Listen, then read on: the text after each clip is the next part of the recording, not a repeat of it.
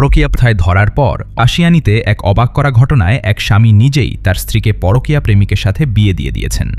গৃহে আপত্তিকর অবস্থায় হাতেনাতে ধরার পর এই অপ্রত্যাশিত সিদ্ধান্ত নেন তিনি। রোববার ১৯ এপ্রিল দিবাগত রাতে কাশিয়ানী সদর ইউনিয়নের পূর্ব বরাসুর গ্রামে ঘটনাটি ঘটে। স্থানীয় সূত্রে জানা গেছে, ওই গ্রামের আলম চৌধুরীর স্ত্রী ও ৩ সন্তানের জননী রিনি বেগমের আঠার সঙ্গে লক্ষ্মীপুর জেলার রায়পুর উপজেলার উদোমারা গ্রামের হানিফের ছেলে জাহাঙ্গীর আলমের ২৭ দীর্ঘদিন ধরে পরকীয়া সম্পর্ক চলে আসছিল। ফেসবুকের মাধ্যমে পরিচয়ের পর থেকে তাদের মধ্যে নিয়মিত যোগাযোগ ছিল। বিষয়টি নিয়ে স্বামী আলম চৌধুরীর মনে অনেকদিন ধরে আশেপাশের মানুষজন ভিড় করেন। পরিস্থিতি বেগতিক দেখে রিনি বেগম প্রকাশ্যেই স্বামীকে তালাক দেওয়ার ঘোষণা দেন এবং প্রেমিকের সঙ্গে বিয়ের দাবি জানান। পরিস্থিতি মোকাবেলায় এবং স্ত্রীর সিদ্ধান্তকে মেনে নিয়ে আলম চৌধুরী নিজেই ৫ লাখ টাকা দেনমোহরে তাদের বিয়ের ব্যবস্থা করেন। বিয়ে সম্পন্ন হওয়ার পর সেই রাতেই তিনি নবদম্পতিকে নিজ উদ্যোগে বাসে তুলে দেন।